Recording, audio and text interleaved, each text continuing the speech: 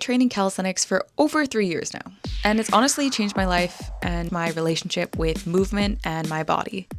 Calisthenics can look super intimidating from the outside, so in this video I want to give you some honest and unfiltered advice that will make starting your calisthenics journey much smoother if you actually follow it. And I'm going to start with the biggest thing that sabotages people from even starting their calisthenics journey in the first place.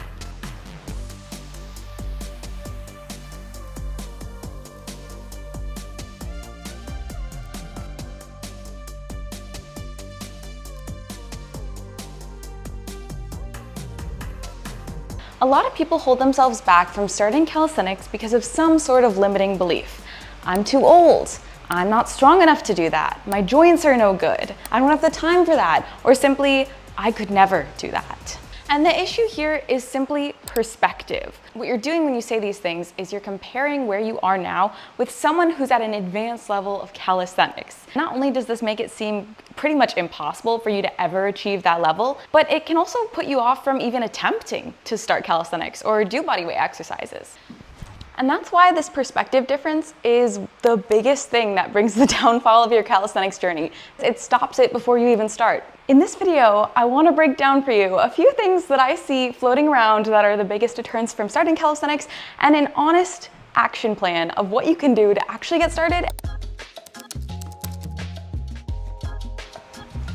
And my goal is to keep this video really honest. Most people who you follow who are inspirational can do really cool skills like the planche or the front lever. They're not beginners.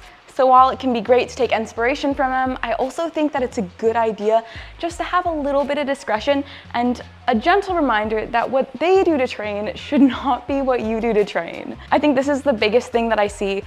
People suggesting that beginners start with a 5-day push-pull leg split, when in fact, if you're a complete beginner who's been sedentary and hasn't been working out for about 2 years, this is crazy. Working out 1.5 hours every workout, unrealistic, and most likely doesn't even feel very attainable.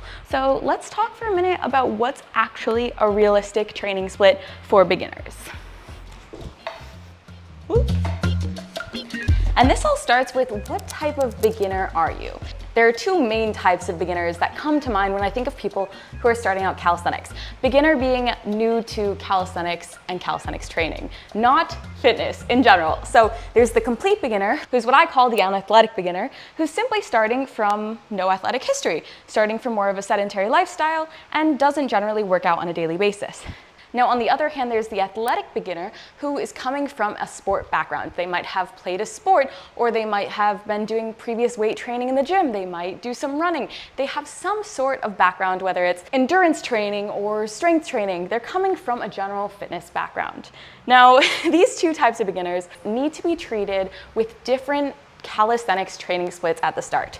I personally started as an athletic beginner. So that means when I started training for calisthenics skills, personally, it was because I went through some burnout from gym training and I wanted something different and fun and to work on a new skill that felt very empowering and just fun to work with, something to switch it up.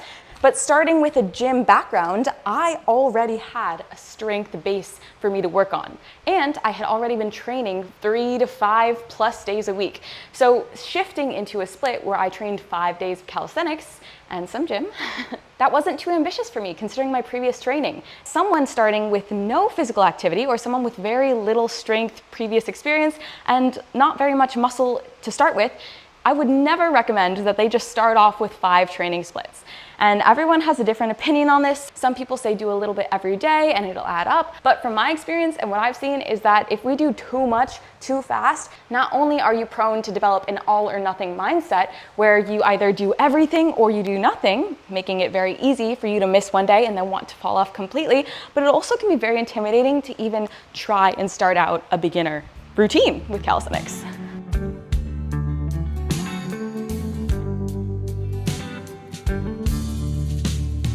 That's why people who come from an athletic background and are athletic beginners in calisthenics might be better suited to a 5-day workout split, more of a push-pull, maybe a little bit of legs and mobility split. Whereas a complete beginner, like an unathletic beginner, that 5-day split might be incredibly overwhelming and just a bit too much. For them, I would recommend a 3-day full body workout split where their workouts are shorter and overall less intense than the athletic beginner. who most likely is starting with muscle mass and a bit more strength.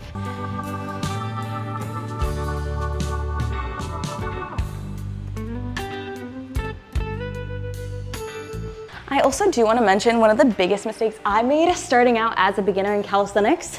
So my biggest mistake was setting an overly ambitious goal. So personally, when I started calisthenics, I set my goal to be the front lever. Yeah, so if you are familiar with what the front lever is, it's a advanced, if not elite, calisthenics skill that a very, very, very small portion of people who actually train calisthenics can do. It's very advanced. And as a beginner, granted, I did have an all or nothing mindset and was very, very driven. I was like, great, what a fun skill to train for. How cool that looks. Like, I would love to get that. And I trained for it. I did. I trained for probably 5 or 6 months.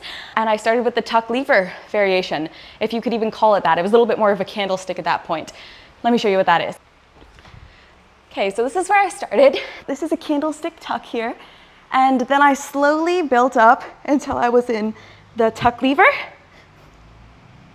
and made a little bit of progress on the advanced tuck, but nowhere near the front lever. And let me tell you, I tried really hard. I was training 3 days a week for about 5 months. And at one point, I kind of fell off. I gave up. And that's so sad because I was so excited to work towards the scale. But what I would tell myself going back is to really try and focus on a realistic goal. Because ultimately where I went wrong is I set my sights on the end goal, like the 3-year training goal, not the 3-month or even 6-month training goal. So when I hit 5, maybe 6 months, I got to the point and I was like, I'm nowhere near the front lever. This is impossible and I'm never gonna be able to do it. And that's when I switched for a different skill. But going back, what I would tell myself is, hey, it's okay for this to be your 3-year goal. That's an amazing 3-year goal to make, but let's chunk that down. Let's look at the 1-year goal, and let's look at the 6-month goal, and let's look at the 3-month goal and just work towards that. Let's just work towards trying to hold your tuck lever for 20 seconds, maybe even 30 seconds. Let's just work towards that to start before looking at the big picture, because it's great to have big goals, but I think it's even more important to set realistic short-term targets so that we can actually feel like we're making progress as we continue to work out. Time to fix the ponytail, because if you've got side bangs like me, they're fun, but they're so annoying sometimes. Always falling out. So you might be like, Emily, how do I actually set a realistic time frame? Okay, so let me ask you, what's your main goal with training for calisthenics? Is it the front lever? Do you want to be able to do the handstand? Do you want to be able to do the muscle up? Do you just want to be able to do your first 5 push-ups? That's great. But whatever that goal is, figure out what the steps are before then. So for example, working towards the muscle up, before you even train for the muscle up, you need to be able to do pull-ups. So if you can't even do pull-ups yet, then let's set the first goal to be your first pull-up. And then once you get your first pull-up, let's work towards your first 5 pull-ups. And then once you get your first 5 pull-ups, then we move into the next area.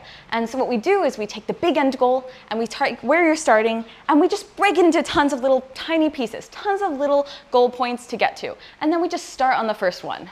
And what's really tricky is it's not reasonable for me to give you a time length for how long it will take for you to get to that goal unless I know exactly where you're starting, because everyone starts at a completely different place. Personally, it took me maybe 2-3 months to really make huge progress on my handstand. But that was coming from someone who could already start training with the wall. A lot of beginners start not super comfortable working on the wall, so what we do is we start on the floor, we start with the box, we learn how to bail out of the handstand before we even move to the wall. So depending on where you're starting, it might take longer, it might take a very short amount of time. It's completely person dependent. But the big advice that I really want to give is just think about your big picture goal and really hold on to that, but also try to break it down into smaller pieces and then focus on the first little piece. And maybe you'll reach that first goalpost much faster than you thought you would, which is amazing. So good, we move on to the next one then. But if not, then that's okay, because you still have the thing to work towards. And if you haven't made a lot of progress, then you can back it up and ask yourself, what am I doing wrong for my training? Am I training enough? Am I doing the right exercises? Did I set my first time point as a goal that's a little bit too ambitious? And just ask yourself these questions to reevaluate. That actually brings us into the next part that we're going to talk about. So it's funny, I kind of meant to make this like a fun you train with me as we chat about all the things that we can do to make sure we start off our calisthenics journey great. and I haven't been doing any training. So let's do a round of L-sit pull-ups. I'm working more on the rings at the moment because I want to be able to get to my ring muscle up. And we're still early on in that journey, so work with me here.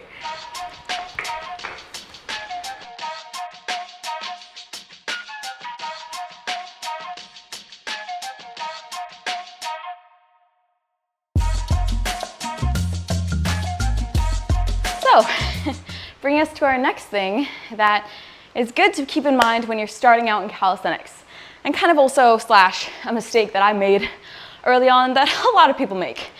And that's gonna be ego lifting, because we're lifting our body weights, it's calisthenics. So it's editing Emily. I just realized I never explained what ego lifting actually was. Ego lifting is basically when you pick a weight when you're lifting weights in the gym, or you're picking a calisthenics exercise, in this case, that is too advanced for you.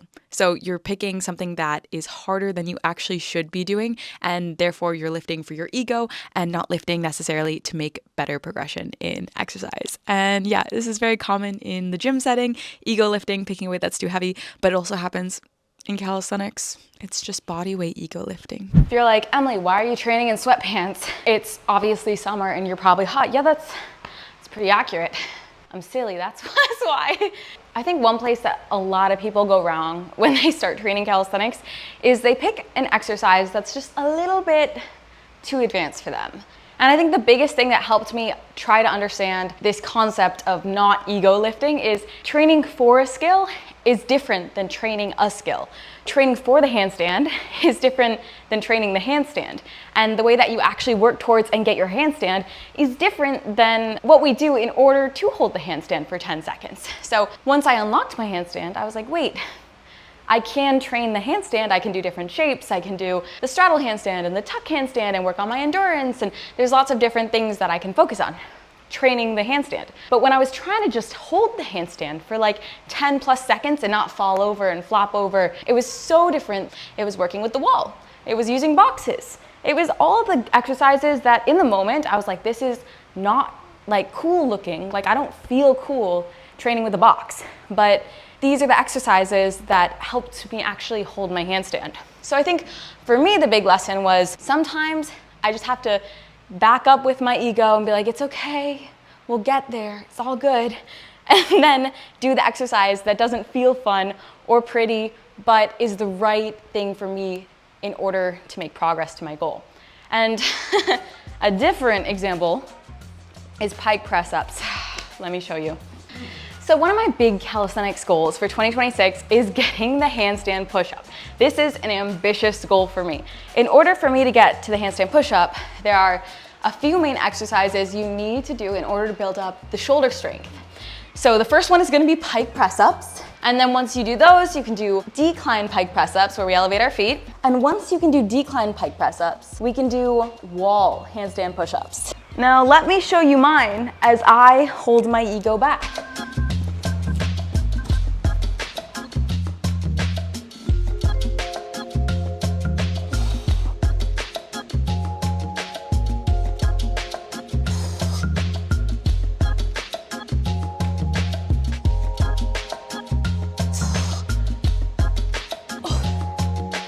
Actually, did you see that? I'm sorry, that was actually my best handstand push-up ever at the wall. Wow, I'm so happy I got that on film. What the heck? No way, let's watch it back. Okay, I'm not actually gonna be mad about that. That is really seriously the best wall handstand push-up I've ever done in my entire life. So, off to a good start. But recently, back to my point, they're not the best form. My back is arching. They're definitely a work in progress, which is completely fine and great because, you know, that's how we get to our goals. But after taking a long break, I realized I really need to work it back and work on the pike press up, the first progression. So I know a few people who can actually do the handstand push up on the floor, and 2 of them recommended that I really focus on getting at least 8 to 10 pike press ups before moving on to decline pike press ups. Now, 10 pike press ups is really hard for me, with good form, really hard. And I think what I learned is it's okay to work on an easier exercise in order to make faster progress to the long-term goal. I think that if I kept working on the wall handstand push-ups right now, as beautiful as that one rep was, I think that if I kept working on that, I would make slower progress than if I worked more on the easier exercises and built up a little more strength that way before going back to the wall. So I kind of need to sit back with my ego and be like, okay, the exercise isn't as advanced, it's not as pretty, but this is how we're gonna get to our goals faster. So sometimes just backing it up, as sad as it is, that's how we actually hit our goals. And you know what, the pike press up is a great example of the next point, which is form is important. On a side note, the reason the pike press up is so hard and the reason it's broccoli, as in like the food you don't want to eat, but you should eat because it's good for you, like it's healthy, you should do it. Pike press ups are that exercise, the one that's like hard and you don't want to do, but you have to do because it's good for you. The reason pike press ups are so hard is because see how my hips are forming a little triangle and how my head is in line with my hips here. So I'm not arching my back here and doing this. That's not a good pike press up, and my arms aren't far apart. I'm not doing a flared out pike press up. The main thing is really bringing your face past and your shoulders past your elbows. That's pike press up. And oh my God, they look so easy. They're not easy. They're real hard. That's half of calisthenics exercises. Like whatever you're working on and you're like, holy crap, how does that person doing it? They went through this stage. One day you'll get past it and the next exercise will feel really hard. And you'll look at someone even better than you and be like, how are you doing that? You look so magical and just floating like a butterfly. Whereas I'm sitting here struggling to do a single pike press up. But in a year, you'll look back and be like, pike press ups. Easy. Anyway, that's what I hope, at least. We'll get there. Here's the thing too, I tend to try to not make these vloggy type of calisthenics videos because I just yap too much.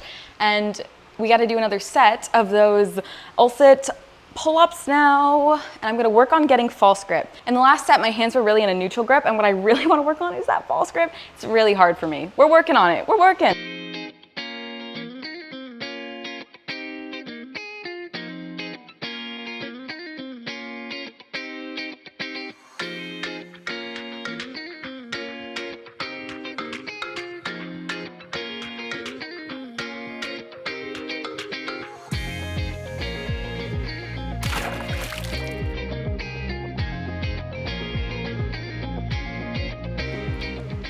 So I guess to finish up, I just want to really encourage you to start wherever you're starting and just meet yourself where you're at. Because last week someone asked me, well, can I still try to work on a handstand even if it's not that good and I can't hold it and it's not pretty? And I was like, of course, that's why we're here. That's why we're working on the skills so that we can get good at them. And no one starts good. So I think the best thing that I could say is start ugly, start without the beautiful, perfect progression, without the exercise looking flawless and easy and simple, and just start there. Pick your big long-term goal, but also break it up to figure out what you need to do in order to get there so that you can set a realistic short-term goal to work towards and actually make progress and see progress towards. Pick the exercise progression that is right for you, even if it doesn't feel cute, even if it doesn't feel fun. It's the right one. I think you know it's the right one. I think you know what you have to do, but you don't want to do it. I see you. And if you see advice to do this crazy training split, but you're a complete beginner and that feels a little ambitious, please use your discretion. And whatever level you're starting at, choose something that you think you can realistically do. Because I can guarantee you 2 workouts per week that you can continue to do is way better than 5 workouts a week that you can do for 4 weeks and then you burn out. And you gotta keep it fun so that you do it for a long time. And good luck with wherever you're starting. I'll be here making videos. So if you want to come hang out at the calisthenics studio with me, don't forget to hit subscribe. I'll see you in the next video.